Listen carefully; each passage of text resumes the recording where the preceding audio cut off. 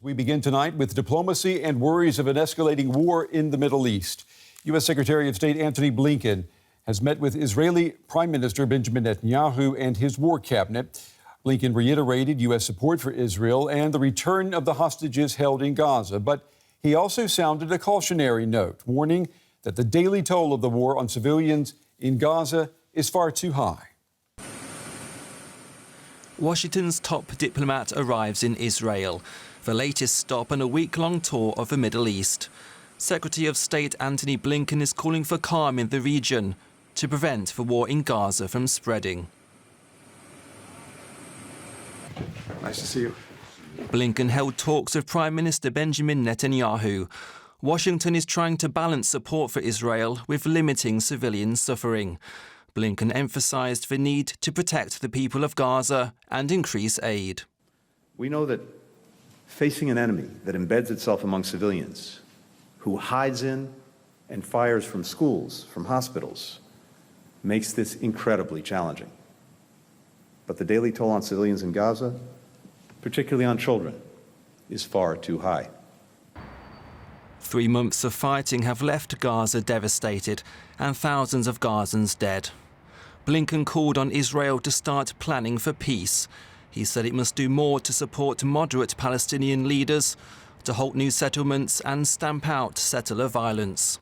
It's our unique bond and America's enduring commitment to the people of Israel that allows, indeed demands, that we're as forthright as possible in the moments when the stakes are highest, when the choices matter the most.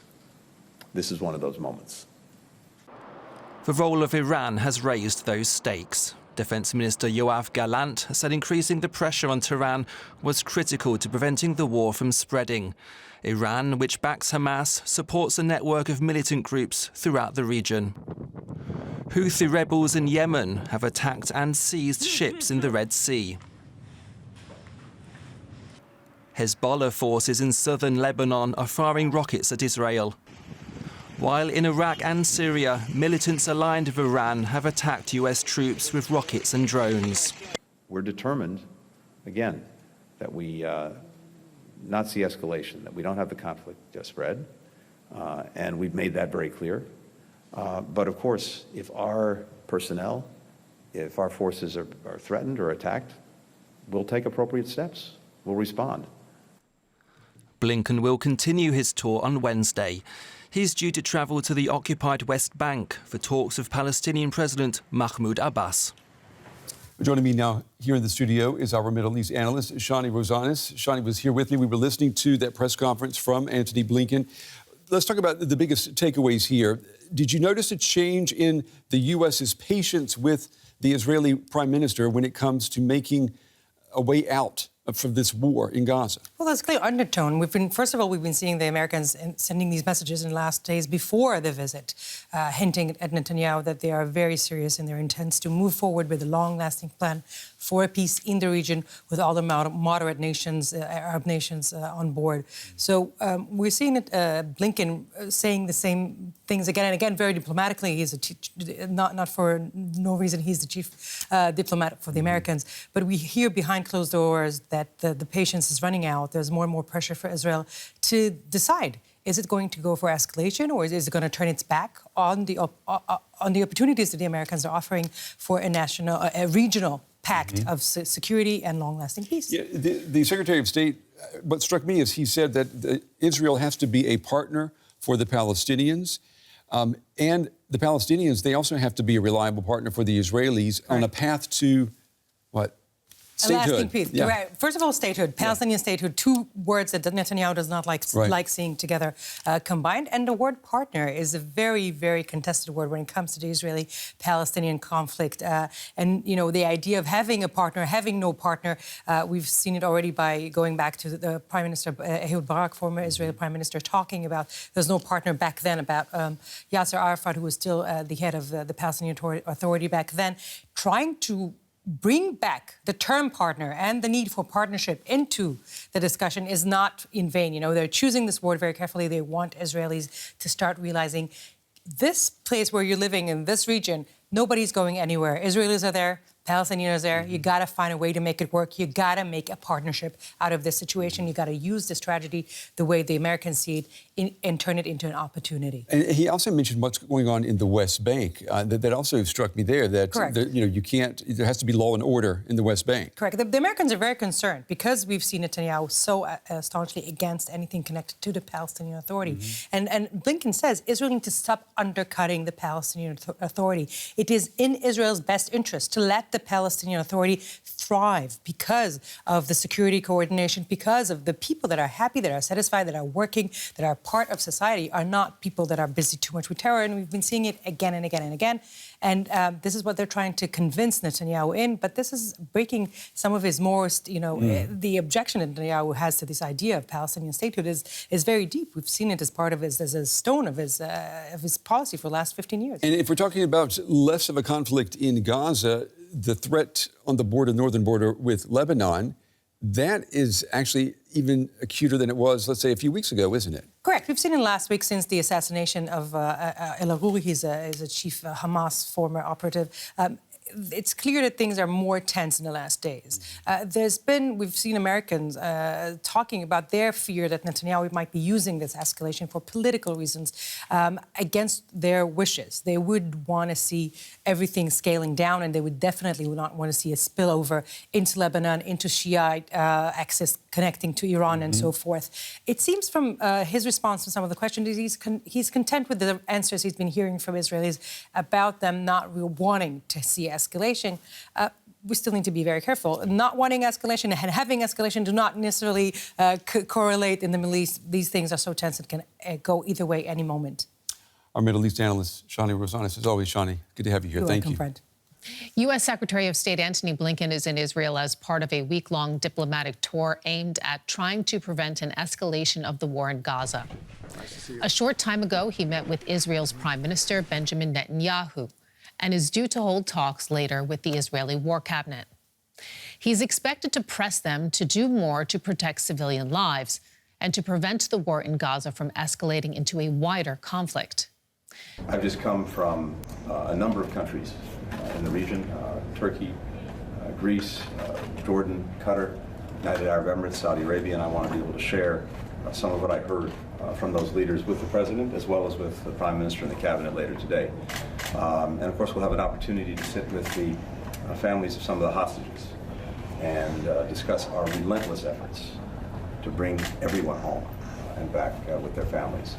And there's lots to talk about, in particular, about the way forward. And Blinken just met with Prime Minister Benjamin Netanyahu and his war cabinet as well. DW Special Correspondent Ibrahim is joining us now from Jerusalem. So, just tell us a little bit more about what is being discussed today. We know not all of the conversations are open, but we do have some ideas of what's going on. The Secretary of State is visiting Israel not for the first time since October 7th, but at a very critical moment in the conduct of this war. There are increased demands by the international community for Israel to scale back the war in Gaza, and certainly that is a message that the Secretary of State will be coming to his Israeli counterparts with, especially that this visit to Israel comes at the back of a regional tour where he's met with a number of other regional leaders.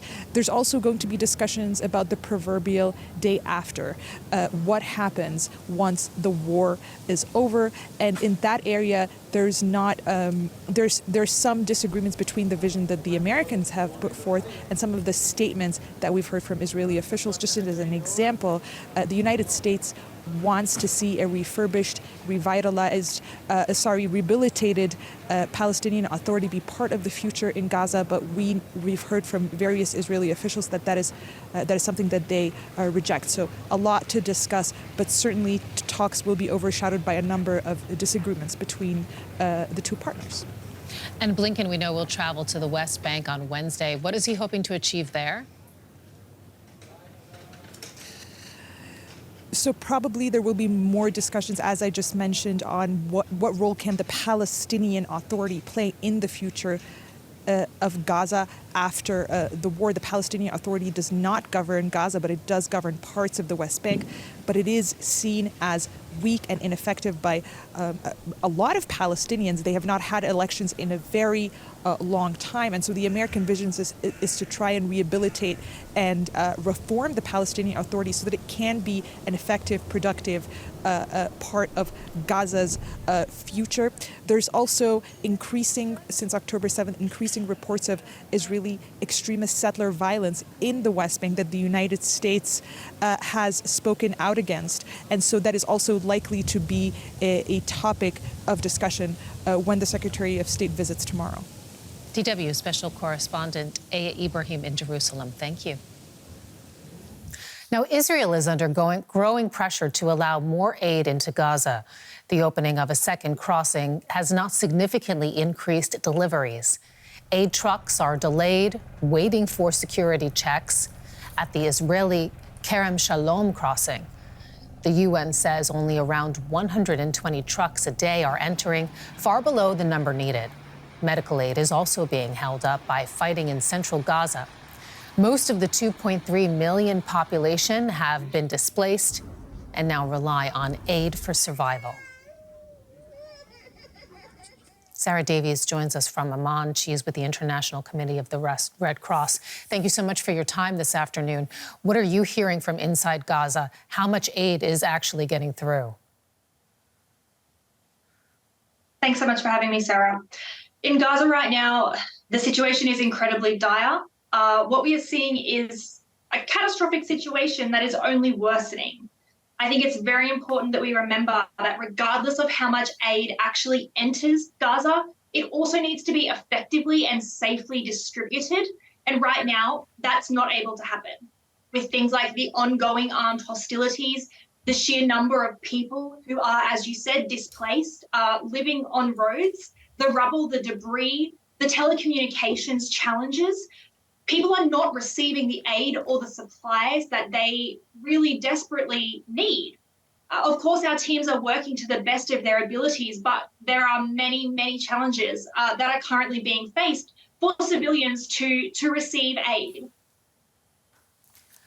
The World Health Organization is also warning that the health system is collapsing in Gaza at a rapid pace. Give us a sense of what you at the ICRC are hearing. Tell us about the situation inside the hospitals. So we do, of course, have a surgical team in the European Gaza hospital. We've had rotations of this surgical team, but they lack supplies. The health system is a huge concern for us right now. Public health, infectious diseases, the number and the rate of things like amputations that are having to occur because people cannot receive the medical treatment that they need in time. There are the severe burns, the severe wounds. Displaced people have also set up tents in hospitals in the corridors because they don't feel there's anywhere else safe to go. Medical professionals, the local medical professionals who have tirelessly worked for nearly 3 months now, have continued without a break. They're reaching exhaustion. Some of these medical professionals have also been displaced themselves multiple times. There is not enough drugs. There is not enough anesthesia, gauze, simple tools, more comprehensive tools. There is simply not enough medical supplies to be able to deal with the increasing medical needs that exist. Meanwhile, in Israel, and I'd just like to ask you about some of the reporting that we're hearing, there have been some calls for your organization in particular to intervene and ensure the well-being of Israeli hostages currently held by Hamas. And I'd just like to ask you, first of all, is that happening? And if not, why? So since the 7th of October, we have been calling for the immediate release of these hostages and for our access to them. We have reiterated that hostage taking is prohibited under international humanitarian law. At this time, we have not received access to these hostages in order for us to, as you say, check on their well-being, provide them with any necessary medications, and of course, reconnect and reestablish the contact between them and their family members who are desperately waiting for news, who have spent sleepless nights not knowing what's happening to their family member, to their friend, to their neighbor. We will continue calling for this access publicly as well as in our direct dialogue with all parties to this conflict. But what is needed are the necessary conditions for the International Committee of the Red Cross to have access to these hostages. It's not a simple matter of yes or no. We need an agreement between the parties involved because it is an armed conflict zone. We need to ensure that our teams can access these hostages and that no further harm comes to the hostages because of this. We need a firm agreement, which we do not take part in negotiating, so that we can then step in our role as a neutral intermediary to facilitate either the release and transport of these hostages out of Gaza or access them and provide them with the medical needs that they have. Thank you so much for providing that context on what your organization is experiencing and seeing in Gaza. Red Cross spokesperson Sarah Davies, we appreciate your time. Thank you so much.